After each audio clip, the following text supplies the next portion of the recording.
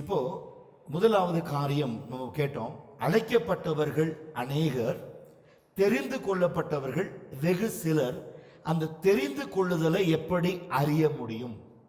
Okay, அது அழகா, அந்த கொஸ்டின் ரொம்ப அழகா இருக்கு. How to know we are the chosen ones அப்படின்னீங்கன்னா, இதற்கு சில உதாரணங்களோடு நான் சொல்ல முடியும். ஃபர்ஸ்ட் பாயிண்ட், நான் சொன்ன காரியம், அழைப்பு என்கிறதான ஒரு வார்த்தை நாம் பார்க்கும் பொழுது கிரீட்டோஸ்ங்கிற வார்த்தை தான் அழைப்பிற்கு நம்ம பார்க்கிறதான ஒரு காரியம். அழைப்பை குறித்து நம்ம பார்க்கிறோம். கிரீட்டோஸ் means called. Here, called to an office and divinely selected and appointed to fill it. இப்போ தேவன் ஒருவரை அழைக்கிறார்னு வச்சுங்களேன். அப்ப அழைக்கிறார்னா ஒரு இடம் காலியா இருக்கு, உங்களை அழைக்கிறார். யார், எந்த, இப்போ இங்க எத்தனை பேர் இருக்கீங்க மொத்தம்? ஜஸ்ட் அப்ராக்சிமேட்டா சொல்லுங்க. 5, 10, 15, 20, 24, 28, 32, 34. சரி, இப்போ ஒரு 35 இருக்கும். இந்த 35 பேருக்கும் இடம் இருக்குமா ஐயான்னு கேட்டால் இருக்குன்னு சொல்லு. இந்த இடத்துல 35 பேருக்கு அழைப்பு இருக்கு, அதனால 35 பேர் கூப்பிட்டுருக்காரு. God my point? அப்போ முக்கியமாக கவனிக்க விடுது. Here called to an office and divinely selected and appointed to fill it. ஒரு இடத்துல வேகன்சி இருந்தால் தான் ஒரு ஆளை கூப்பிடுவாங்க, இன்டர்வியூ பண்ணுவாங்க. அந்த இடத்துல ஒரு வேகன்சி இருக்கு, நீங்கள் போய் ஜாயின் பண்ணிக்கன்னு சொல்லுவாங்க. நம்ம ரைட் வரோம். அப்போ இந்த இடத்துல இடம் காலியாக இருக்கு, அதுக்கு தான் உங்களை கூப்பிடுறார். அப்போ நான் என்ன செய்யணும் ஆண்டவரே? அடுத்தடுத்து சொல்லுவார். God will continually, He will tell you about your job, a job oriented the program. God will designate and diagram and made you to walk in it.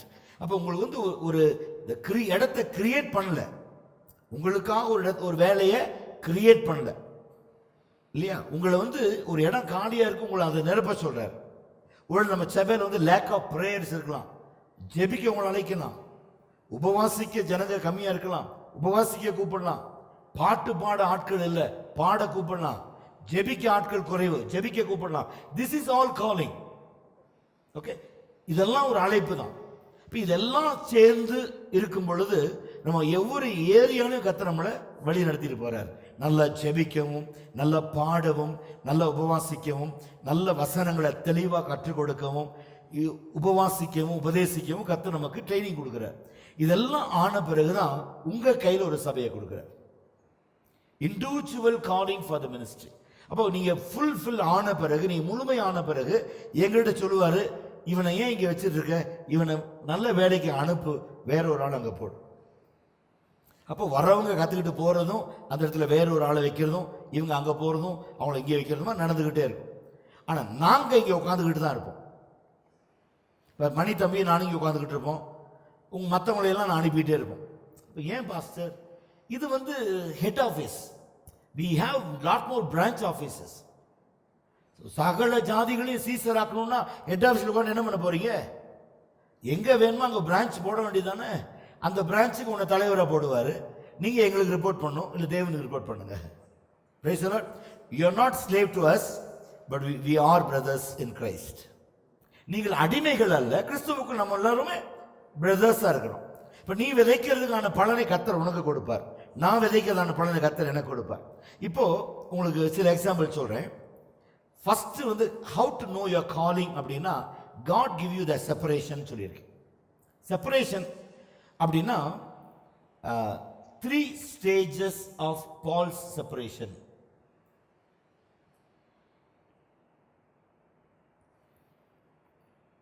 Three stages of Paul's separation. Number 1, at birth. Paul's separation. First one, at birth. At, at. Number 1, at birth, comma, in God's mind. நீ முதல்ல எங்க பிறக்கிறீங்க? கர்த்தருடைய மனதில் பிறக்கிறீங்க. அப்போ உங்களை வந்து கர்த்தர் ஞாபகம் வச்சுக்கிறார் உங்களை. ஓகே, அப்போதான் உன் வாயில சொல் பெறுவதற்கு முன்னதாகவும் என்ன தேவைன்னு அவர் மனசில் இருக்கிறனால தான் அவர் தெரியுது. அவர் மனசில் நீங்கள் இடம் பிடிக்கலைன்னா உங்கள் ஜெபம் கேட்கப்படாது. அதுதான் ஃபஸ்ட்டு விக்ட்ரி ஆஃப் லைஃப். நீங்கள் ஜெபிக்கும் போதே அற்புதம் நடக்கும், கை வைக்கும் போதே நடக்கும், பார்த்தோன்னே திருதர்சனம். சரி வந்து ரொம்ப நேரம் கை வச்சு சோம சோத்திரம் சோத்திரம் சோத்திரம் சோத்திரம்ட்டே இருப்பாங்க, அப்புறமா ஒரு வெளிப்பாடு கொடுப்பாங்க. ஓகே, இது வந்து லேர்னிங் டைம். இப்போ நான் வந்து ஒருத்தரை பார்த்தோன்னே நிற்க வச்சுட்டு அப்படியே கடைன்னு சொல்லுவேன். அவங்க நிற்கிறதுக்கு முன்னாடியே நான் ரீட் பண்ணிடுவேன். நான் ரீட் பண்ணி என் மனசில் வச்சுக்கிட்டு தான் நில்லுங்க. அப்போது பிரசங்கம் போயிட்டே இருக்கும், உள்ளுக்குள்ளே வேற ஒரு சப்ஜெக்ட் ஓடிக்கிட்டே இருக்கும். கதை சொல்ல, இப்போ ரெவலேஷன் கொடு, இப்போ ஹீலிங் பண்ணு, இப்போ இதை குறித்து சொல்லு, அதை குறித்து சொல்லு. நான் எனக்குள்ள ஆவியானவர் இடைப்பட்டுக்கிட்டே இருப்பார். அதுக்கு தான் என்னை தேவன் பிரித்து எடுத்தார். சரிங்களா? என்னைக்காவது நான் சொல்லியிருக்கேன்னா நான் சாப்பிடல, நான் தூங்கலை, எது வரல, அது வரவே வராது. ஏன்னா என்னுடையதல்ல, இது ஊழியம் என்னுடையதல்ல. நான் கர்த்தரை சுவிசேஷத்தை அறிவிக்கும்படி நான் அழைக்கப்பட்டிருக்கிறேன். என்னுடைய சுயத்தை பிரசங்கம் பண்ணால் நிறைய இடம் இருக்கு எனக்கு. இந்த இடம் அது இல்லை. இந்த இடம் நான் என்னை குறித்து பேசுவது அல்ல, கிறிஸ்து என்ன செய்த நன்மைகளை சொல்லுகிற இடம், சாட்சி சொல்லுகிற இடம், என்னை கிறிஸ்து எப்படி அழைத்தாருங்கிற சொல்லுகிற இடம். அப்ப அவருக்கே துதி கன மகிமையெல்லாம் உண்டாகணுமே அல்லாமல் நம்மை மேன்மை பாராட்டுகிற இடம் இது வல்லவே அல்ல. என்னை குறித்தோ, என் பிள்ளையை குறித்தோ, என் மனைவியை குறித்தோ, என் குடும்பத்தை குறித்தோ, யாரை குறித்தோ மேன்மை பாராட்டுவது அல்ல. அதுதான் ஊழியம். புரிஞ்சுட்டீங்களா? அப்போ separation at birth in God's mind. Galatians 1:15, கலாத்தியர் 1:15 தான் அங்க இருக்கு வசனம். இது சொல்லி கொடுத்துட்டு போட்டுமா இல்ல நீங்க படிச்சுக்கிறீங்களா? சொல்லி கொடுக்கணுமா? அப்போ டிஸ்பிளே பண்ணுங்க. அப்படி இருந்தும் நான் என் தாயின் வயிற்றில் இருந்தது முதல் என்னை பிரித்து எடுத்து தம்முடைய கிருபையினால் அழைத்த தேவன். இப்போ வந்து தம்பியுடைய கேள்விக்கு இப்போ இன்னும் ஆழமாக கத்தர் சொல்றாரு ஆன்சர். இதெல்லாம் நீங்கள் வந்து ஃப்ரண்ட் பேஜ்லேயே போட்டுக்கலாம், பைபிள் எடுத்து பின்னாலே எழுதிக்கலாம், கால்டு அப்படின்னு போட்டு. இது உங்களுக்கு வேற யாருக்கும் போய் சொல்லக்கூடாது, உங்களுக்குள்ள அதை படித்து படித்து படித்து படித்து. அப்படி இருந்தும் நான்கும் போது இது பால் இல்லை, நீங்கள் தான் நான் சொல்ல இடத்துல உங்கள் பேரை மேலே எழுதிங்க. என்னை நான் என் தாயின் வயிற்றில் இருந்தது முதல் என்னை பிரித்தெடுத்து தம்முடைய கிருபையினாலே அழைத்த தேவன். அந்த இடத்துல உங்களுக்கு வைராக்கியம் இருக்கும், என்ன அழைச்சிருக்கிறார் ஆண்டவர். அந்த ஒரு தைரியமும் நம்பிக்கையும் தான் கிறிஸ்துவுக்குள்ளே நீங்க முன்னேறி செல்வதற்கு தூணும் ஆதாரமாய் காணப்படும். இது ஒரு ஃபர்ஸ்ட் பாயிண்ட். இரண்டாவது நீங்க பார்த்தீங்கன்னா அட் கான்வர்சேஷன், அட் கன்வர்ஷன், உங்களை கன்வெர்ட் பண்றாரு. முதல்ல என்ன செய்யறாரு? பிறக்க வைக்கிறார் கிறிஸ்துவின் மனதில், கிரைஸ்ட் மைண்ட், காட்ஸ் மைண்ட்ல உங்களை பிறக்க வைக்கிறாரு. ரெண்டாவது உங்களை என்ன செய்யறாரு? கன்வெர்ட் பண்றாரு. கன்வர்ஷன் எப்படி கன்வெர்ட் பண்றாரு அப்படின்னா, கன்வெர்ட் பண்றாருன்னா ஃப்ரம் ஜூதிசம் டு த காஸ்பல். யூதன் என்றும் இல்லை, கிரேக் என்றும் இல்லை, சுவிசேஷம் நாங்கள் எல்லாரும் அவருக்கு பிள்ளைகளா இருக்கிறோம். ஓகே, இதுக்கு வசனம் என்ன போடலான்னு கேட்டீங்கன்னா acts chapter 9:15 and 16, 1 Timothy 1:15 and 16. Acts chapter 9:15 and 16, 1 Timothy 1:15 and 16. இது ரெண்டுமே நீங்க படிக்கலாம் பாருங்க. அதற்கு கர்த்தர், நீ போ, அவன் புறஜாதிகளுக்கும் ராஜாக்களுக்கும் இஸ்ரவேல் புத்திரருக்கும் என்னுடைய நாமத்தை அறிவிக்கிறதற்காக நான் தெரிந்து கொண்ட பாத்திரமாய் இருக்கிறான். ஓகே, இப்ப யாருக்கு போய் சொல்றாரு அவரு?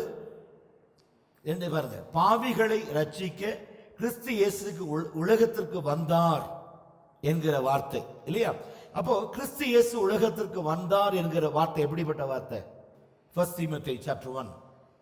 அப்போ பாருங்க, என்கிற வார்த்தை உண்மையும் எல்லா அங்கீகரிப்புக்கும் பாத்திரமானதும் அவர்களில் பிரதான பாவி நான். அப்படி இருந்தும் நித்திய ஜீவனை அடையும்படி இனிமேல் கிறிஸ்துவினிடத்தில் விசுவாசமாய் இருப்பவர்களுக்கு திஷ்டாந்தரம் உண்டாகும் பொருட்டு பிரதான பாவியாகிய என்னிடத்தில் அவர் எல்லா நீடிய பொறுமையோடும் காண்பிக்கும்படி இரக்கம் பெற்றேன். Is what separation. ரொம்ப இன்டெப்த்தில் போயிட்டு இருக்கோம். அழைப்புன்னா இதுக்கு மேலே யாருமே ப்ரீச் பண்ண முடியாது, அதுதான் அழைப்பு. மூன்றாவது பார்த்தீங்கன்னா, ஃபர்ஸ்ட் பார்த்தோம் at birth, at conversion, at is commission, from secular work to the work of God. மூணாவது அட் ஹிஸ் கமிஷன். மூணாவது point, at his commission, from secular work to the work of God. ஒரு secular ஒர்க்னா என்ன? காலையில் போகிறது, 8 மணிக்கு வர்றது, நம்ம வேலையை பார்த்துட்டு, நம்ம சாப்பாட்டை சாப்பிட்டுட்டு, நம்ம பணம் சம்பாரித்து பேங்க்கில் போட்டுட்டு, நம்ம வேண்டியதெல்லாம் பண்ணிக்கிட்டு நமக்கு அது செக்குலர் ஒர்க். அது திரும்பி போகிறோம், சனிக்கிழமை ஞாயிற்றுக்கிழமை 2 நாள் லீவு, திரும்பி மண்டே காலையில் போகிறோம். இது செக்குலர் ஒர்க். அந்த செக்குலர் ஒர்க்கில் இருந்து தேவனுடைய வேலைக்காக விழித்தெடுக்கிறது. அங்கே உங்களுக்கு சம்பளம் கொடுப்பாங்க, இங்கே உங்களுக்கு கமிஷன் கொடுக்குறாரு. புரியுதா? இதில் ஒரு சின்ன ஒரு காரியம் நீங்கள் பைபிளில் இருக்குது, அது வேறு மாதிரி சொல்லியிருக்கு, நான் உங்களுக்கு புரியுற மாதிரி சொல்கிறேன். உங்களுக்கு சம்பளம் வருது இல்லை, மாதம் மாதம் செக்குலர் ஒர்க்கில் சம்பளம் வருது இல்லை, தேவனுக்கு எவ்வளோ கொடுக்குறீங்க? 10ல் ஒரு பங்கு. இப்போ 100 ரூபா வந்துச்சுன்னா 10 ரூபா ஆண்டவர் கொடுக்குறோம், அது ஒரு பங்கு ஆண்டவர் கொடுக்குறீங்க. இந்த ஊழியத்தில் 90 உனக்கு 10 அவருக்கு. எப்படி? செக்குலர் ஒர்க்கில் நீங்கள் 10% ஆண்டவர் கொடுக்குறீங்க.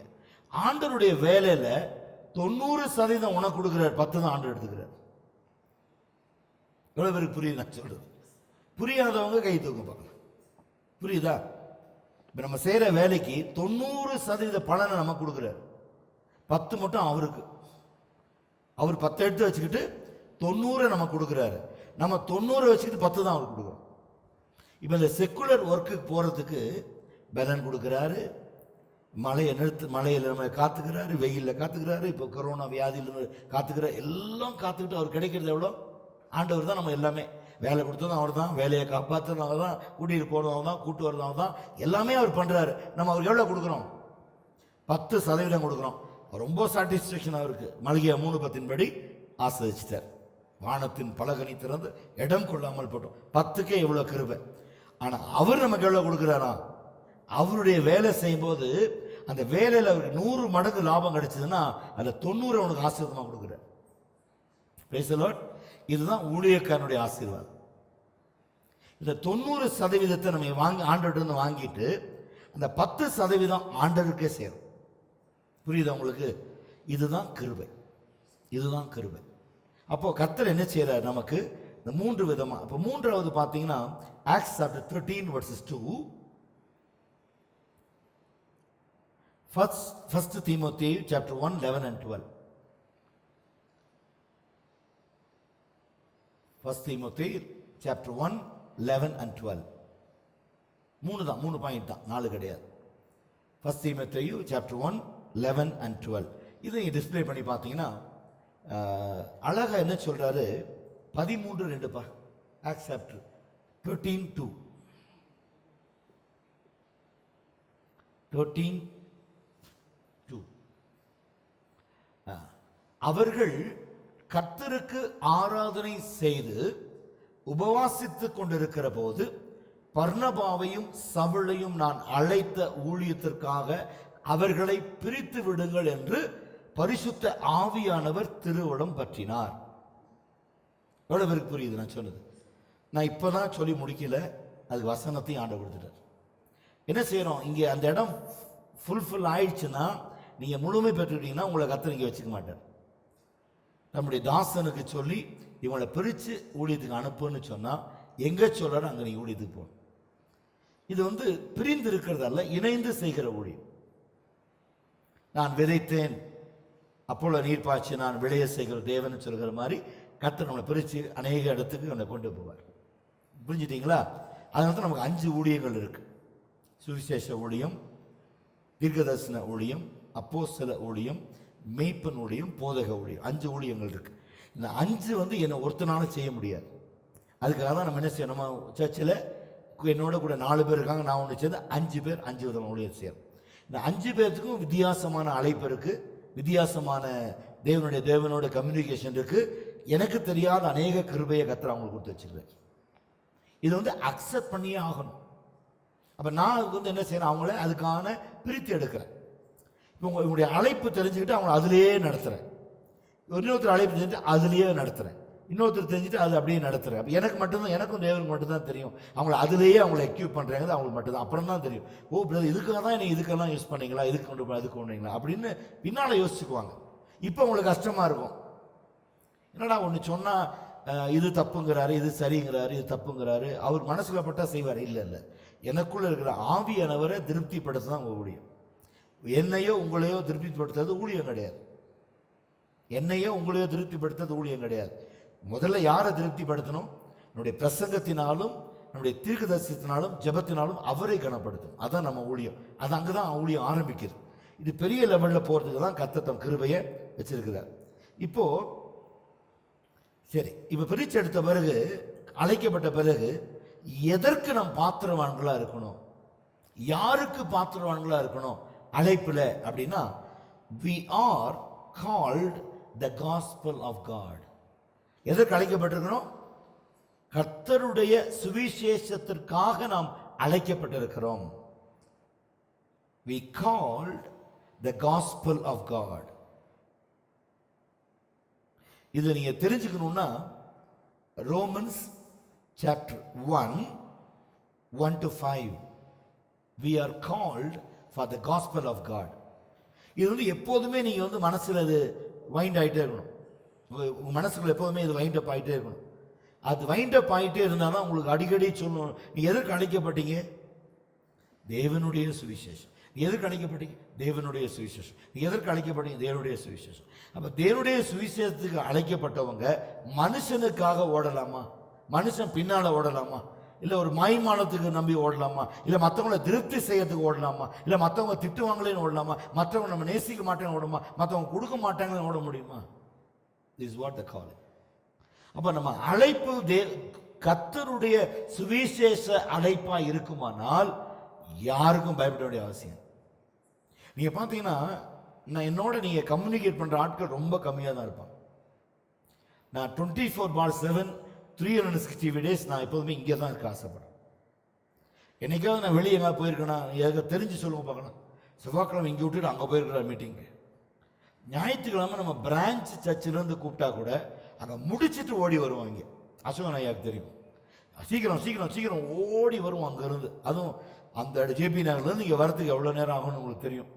அவ்வளோ வேகமாக போகும்போதும் கார் ஓட்டிகிட்டு போயிட்டு வரும்போதும் கார் ஓட்டிகிட்டு வந்து அங்கேயே முடிச்சுட்டு இங்கேயும் செய்தி கொடுத்துட்டு அப்புறம் எல்லாத்துக்கும் டயத்துக்கு ஜெபம் பண்ணிட்டு நான் போகும்போது 3 மணி 4 மணி. அப்போ ஏன் அவ்வளோ பாரப்படணும், அவ்வளோ சிரமப்படணும்?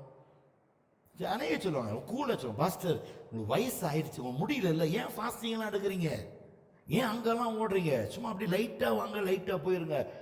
அடித்தா யார் தாங்கிறது? அவர் அழைப்பை ஏற்றுக்கிட்டோம், அந்த அழைப்பை செய்யலைன்னு அடிப்பாரா இல்லையா? உங்களுக்கு பயம் இருக்குல்ல, எனக்கு பயம் இருக்கு. அதுதான் 2 மணி நேரம் என்ன காப்பாற்றிக்கதான் நான் கத்திக்கிட்டு இருக்கேன். பிரசங்கம் ஏன் அவ்வளோ ஸ்ட்ரெயின் பண்ணுறீங்க? தொண்டெல்லாம் கிழிச்சு ரத்தம் வருது, வந்துட்டு போட்டோம். இதாவது ரத்தம் வந்துடும், நாளைக்கு ஆறி போயிடும். அவர் அடித்தா புண்ணு ஆறாதது. அந்த பயம் இருக்கு. நீங்கள் நிற்கும் போது அந்த பயம் இருந்துச்சுன்னா மெதுவாக பேச மாட்டீங்க, தொண்டை வலிக்கும், மெதுவாக பேசும். ஜனங்க கோச்சுக்குவாங்க, மெதுவாக. இதை சொன்னால் அவங்களுக்கு கோவம் வரும், இதை சொன்னால் அவங்களுக்கு கோவம். யாருக்கு கோவம் வந்தாலும் யார் போனாலும் கவலை இல்லை. இங்கே நானும் அவரும் நின்றுகிட்டு இருக்கோம், அவ்வளோதான். நான் பிரசங்கிப்பது ஜனங்களுக்கு இல்லை, ஆண்டவருக்கு. அப்போ யாரை பற்றி நான் கவலைப்பட வேண்டிய அவசியம் இல்லை. அவரை திருப்திப்படுத்த தான் என்ன அழைச்சிருக்கிறார். அவருடைய சுவிசேஷ அறிவிக்கை தான் அழைக்கப்பட்டிருக்கிறேன். இப்போ அவருக்கு உண்மையிலன்னா கடைசி வரைக்கும் இருந்துட்டு போயிடலாமே. இது ரொம்ப முக்கியமான காரியம். அதில் நீங்கள் ஸ்ட்ராங்காக இருக்கணும், ஃபோமாக இருக்கணும், ஸ்டேபிளாக இருக்கணும். அப்போ இப்படி சொல்லும்போது gospel, the gospel number 1 defined. Number 1 gospel of காட்னு சொல்லும்போது 7 பாயிண்ட் இருக்கு, 7 points. Number 1 the gospel defined. Romans 10:15 the gospel defined, DEFINED, defined. Number 2, கொஞ்சம் வேகமா போலாம், சரியா? Number 2, fulfillment of the promises. Romans 1:2. மூணாவது a revelation.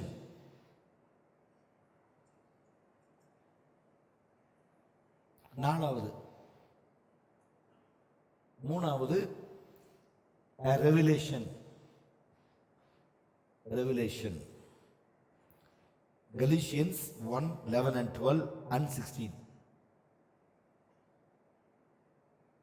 1:11 and 12. First chapter 11 and 12 and 16. நாலாவது manifestation. manifestation of அப்படின்னு போட்டுருங்க. இது வந்து டைட்டில். நாலாவது வந்து டைட்டில், ஹெட் டைட்டில். இது கீழே 7 வருது. இது கீழே சப் பாயிண்ட் 7 வருது. இப்போ இதில் we are called for gospel of God headline 4 point சொல்கிறேன், 3 பாயிண்ட் எழுதிங்க. நாலாவது வந்து ஹெட்லைனாக போட்டு அது கீழே 7 சப் டைட்டில் வரும். அப்போது manifestation of God's creation. Number 1, God's creation. Romans 1:20, Ephesians 3:9. பக்கத்தில் Ephesians 3:9. புரியுதா உங்களுக்கு? அண்டர்ஸ்டாண்ட் ஆகுதா? Right. Number 2, man's rebellion. Man's apostasy. Man's rebellion. Okay?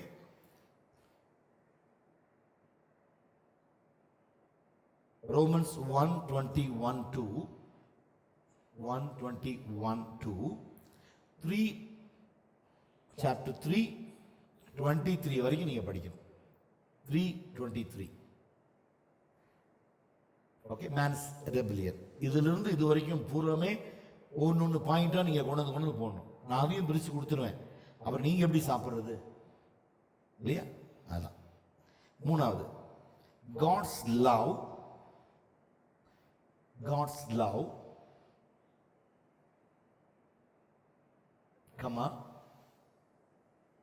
Mercy and grace. Mercy and grace. John 1:17, John 3:16, Titus chapter 2,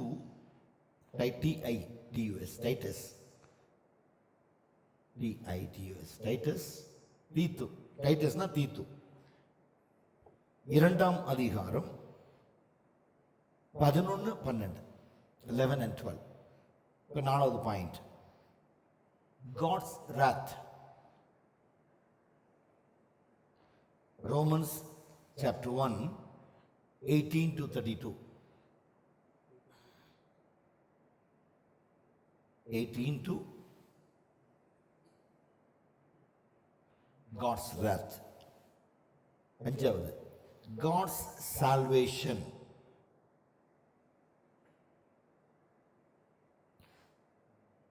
Romans 1:16,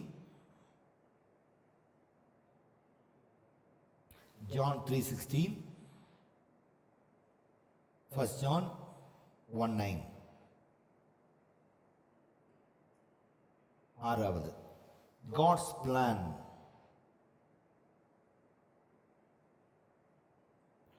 Acts chapter 3:19-21. 3:19-21. Romans 8:19-25. 25. Ephesians 1:10.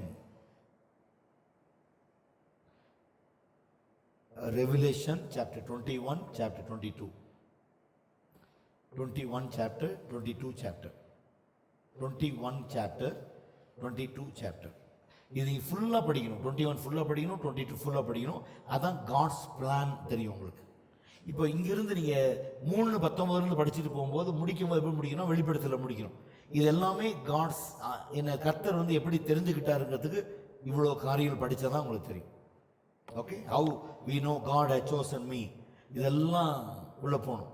Okay. ஏழாவது mens destiny. ஏழாவது man's destiny, DESTINY. பக்கத்தில் வந்து rebel போட்டுங்க. Rebels, REBELS, rebels, right. Matthew 25:41 to 46, Revelation 14:9 to 11. அதுக்குள்ள ஒரு subtitle இருக்கு. Subtitle The Saved. Man's Destiny. ரெபல்ஸும் இருக்காங்க, The Savedம் இருக்காங்க. ரெண்டு பீப்புள் இருக்காங்க. டெஸ்டினிங்கிறது அங்கே வருது, சேவ்டுங்கிறது அடுத்தது சொல்லணும்னா revelation 14, revelation 5:10, John 14:9 to 11, 14:1 to 3 போட்டுங்க. 14:1 to 3, அது 19 எடுத்துருங்க. 19 எடுத்துருங்க. John 14:1 to 3 போட்டுங்க. இது வந்து ரொம்ப முக்கியமாக வந்து சேவ்டு, ஹவு தே சேவ்டு. இப்போ நீங்கள் ரெண்டும் எனக்கு டிஸ்பிளே பண்ணி காமிச்சிங்கன்னா அது உங்களுக்கு எக்ஸ்பிளைன் பண்ணுவேன். இது எப்படி வந்து ரெபல் அப்படின்னா விரோதம் முறுமுறுக்கிற ஒரு கூட்டம், அதிலிருந்து காக்கப்பட்ட ஒரு கூட்டம். இப்போ யாருமே தப்பு செய்யாதவங்க யாருமே இல்லை. Every one commit mistakes and sin. ஆனால் இதிலிருந்து எப்படி வெளியே வர்றதுங்க தான் இதனுடைய காரியம். இப்போ நீங்கள் வந்து ஃபர்ஸ்ட் பாயிண்ட் எடுத்தால் 25, 41 and 46 மட்டும் நீங்கள் எடுத்துக்கலாம். சரியா? 41 எடுத்துக்கலாம், 46 எடுத்துக்கலாம். நான் எதுக்குன்னா கண்டினியூஷன் வந்துச்சுன்னா உங்கள் மைண்டில் ரெக்கார்ட் ஆகும், அதுக்கு தான். 41 and 46 பாருங்க. அப்பொழுது இடப்பக்கத்தில் நிற்பவர்களை பார்த்து அவர் என்ன சொல்றாரு? இடது பக்கம் நிற்கிறவரை பார்த்து என்ன சொல்றாரு? வலது பக்கம் நிற்கிற பார்த்து என்ன சொல்றாரு? அப்போ இந்த ரெண்டு பேரையும் எப்படி வைக்கிறார் பார்த்தீங்கன்னா, these people are rebel against God. rebel. அப்போ அடுத்தது சொல்ற அந்தபடி நித்திய ஆக்கினை அடையவும் நீதிமான்களோ நித்திய ஜீவன் அடையவும் அழைக்கப்பட்டு போவார்கள். இல்லையா? ரெண்டு விதமான கூட்டம். ஒன்று அழைக்கப்பட்ட கூட்டம், அழைக்கப்பட்டதுல ரெபல். இப்போ இங்கே உட்காந்துருக்கவங்கள அழைக்கப்பட்டவங்க. இதுல ரெபல்ஸ் யாருங்கிறத கர்த்தர் வெளிப்படுத்துவார். இதுல சேவ்டு யாருன்னு சொல்லுவார். பாருங்க, ஒரு எக்ஸாம்பிள் சொல்றேன். ஏசப்பா சிலுவையில தொங்குகிற பொழுது வலது பக்கத்துல இடது பக்கத்துல ரெண்டு கல்வர்கள் அடிச்சான். ஒருத்தன் சொல்றான், நீ தேவனுடைய குமாரனா, உனக்கே உனக்கே இவ்வளவு அவமானம், நீ தேவனுடைய குமாரனா இருந்தா எப்படி உன்னை காத்துக்கு தூதர்களை அனுப்புங்கன்னு நிறைய கான்வெர்சேஷன் இருக்கு. கமெண்ட்ரி நீங்க படிச்சீங்கன்னா, அந்த கமெண்ட்ரின்னு ஒரு பைபிள் இருக்கு. அந்த கமெண்ட்ரியில தான் கிளீனா எக்ஸ்பிளனேஷன் கொடுத்துருப்பாங்க. அந்த வசனத்துக்கு பிறகு கீழே ஒரு ஃபுல் எக்ஸ்பிளனேஷன், என்ன இருக்கு என்ன இல்லைன்னு எல்லாம் வரும். அப்போ அந்த ஒரு மனுஷன் தீஃப் என்ன சொல்றான், தேவனை வந்து ரொம்ப ஏசப்பாவை கிரிட்டிசைஸ் பண்றான். அது இன்னொரு கல்வன் சொல்றான், என்ன பண்ணமோ இந்த நிலைமையில் இருக்கும், இப்பவும் நீ அவரை ஏன் துன்பப்படுத்துற? அப்ப அவன்கிட்ட அதை சொல்லிட்டு ஏசப்பா பார்த்து சொல்றாரு, ஏசப்பா திரும்பி சொல்றாரு, நீ தேவனுடைய ராஜ்யம் வரும்போது என்னை நினைத்துங்க ஆண்டவரே அப்படிங்கிறான். அப்போ he saved on the cross, he rebel in the cross. புரிஞ்சுச்சா? அது எக்ஸாம்பிள் எழுதி வச்சுங்க. ரெபல்ஸ் எப்போ வரும்னு பார்த்தீங்கன்னா, ஆன் த கிராஸ். ஒரு தீஃபும் இன்னொரு தீஃபும். ஒரு தீஃப் என்ன செய்யறான்? தன்னை காத்துக்கொள்றான். இன்னொரு தீஃப் என்ன பண்றான்? தன் அழைப்பை இழந்துட்டான். ஒரு இயேசுவோட சிலுவையில் அறையது வந்து ஒரு பெரிய கிருபை தானே, ஒரு வெரி குட் ஆப்பர்ச்சுனிட்டி. அங்க வந்து மனக்கசந்து அழுது ஒப்பு கொடுத்தான். ரெண்டு பேரையும் ஆண்டவர் இன்னைக்கு என்னோட பரதேசி இருப்பான்னு சொல்லியிருப்பார். ஆனா ஒருத்தன் ரெபல், ஒருத்தன் சேவ்ட். ஃபார் எக்ஸாம்பிள் தான் அங்க வந்திருக்காங்க. அந்த நிலைமையிலையும் ஒருத்தனை காப்பாத்துறாரு அப்படின்னா, ஒரு சிலுவையில உயிரை கொடுத்து தொங்கிட்டு இருக்கிறாரு அங்க, இன்றைக்கு நீ என்னோட பரதேசில் இருப்பாய் அப்படிங்கிறாரு. அவனை பார்த்து இவன் சேவ்டு, இவன் ரெபல். அப்படி என்ன அர்த்தம்னா, பல நேரங்கள்ல அவங்க தெரிஞ்சு பண்றாங்களோ தெரியாம பண்றாங்களோ தெரியல, பிகாஸ் ஆஃப் தேர் ஃபால், அவங்களுடைய அழிவுக்கு முன்னானது அகந்தை, ப்ரைட், ஆட்டிடியூட் எல்லாமே ரொம்ப. அதாவது இவங்கள மேல படிச்சவங்க யாருமே இல்லை. டிக்டேட் பண்றது, கிரிட்டிசைஸ் பண்றது, இந்த மாதிரி காரியங்கள்லாம் வந்து பார்த்தீங்கன்னா, அந்த நான் எப்பவுமே நினைச்சுக்குவேன், அந்த தீஃப் படம் ஒரு கிருபை கொடுத்துருக்காரு, நம்ம மனம் திரும்ப ஒரு சந்தர்ப்பம், அதை நம்ம யூஸ் பண்ணிக்கலாமே. நம்மையே இந்த நேரத்தில் போய் மற்றவங்கள வேதனைப்படுத்தணும், இவங்கள வேதனைப்படுத்தணும், அவங்கள வேண்டாம். கூடுமான வரைக்கும் அவாய்ட் பண்ணிக்கலாம். அதனால் கூடுமான வரைக்கும் அந்த கான்வர்சேஷனை கட் பண்ணிக்கணும். ஒரு பஞ்சாயத்து வைக்கவே கூடாது, போவே கூடாது. அது வேண்டாம் அப்படின்னு என் மனசில் படுது, அப்போ நான் பண்ண மாட்டேன். மனசில் வரும்போது யார் சொல்கிறேன்னா ஆவியனை உணர்த்துறேன், அப்போ ஐ ஸ்டாப். அந்த கம்யூனிகேஷனே வேண்டாம், சரி விட்டுருங்க, அதை விட்டுருங்க, வேண்டாம். அப்படிங்கும்போது நான் இன்னும் மேன்மையாக போயிட்டுருக்கேன். அதுதான் இங்கே கொடுக்கப்பட்ட ஒரு பெரிய காரியம். ஓகே, அண்டர்ஸ்டாண்ட் ஆச்சாமா? எப்படி ஐடென்டிஃபை பண்ணணும்னா த்ரூ திஸ். என்ன பண்ணணும், நீங்கள் ஒவ்வொரு காரியத்தையும் we have to be accounted. இதெல்லாம் நீங்கள் பார்த்தீங்கன்னா at birth, conversion, அப்புறம் at his commission, இதெல்லாமே நம்முடைய அழைப்பை காமிக்கிறது. எல்லா கிரியைகளுக்கு பலன் உண்டு, அதான் கமிஷன். நீ செய்கிற எல்லா எஃபர்ட்டுக்குமே reward, that is what commission. ரெண்டாவது கன்வர்ஷன், அப்சல்யூட்லி சேஞ்ச் அவர் லைஃப். பர்த், அவருடைய மைண்டில் பிறந்திருக்கும். சரியா?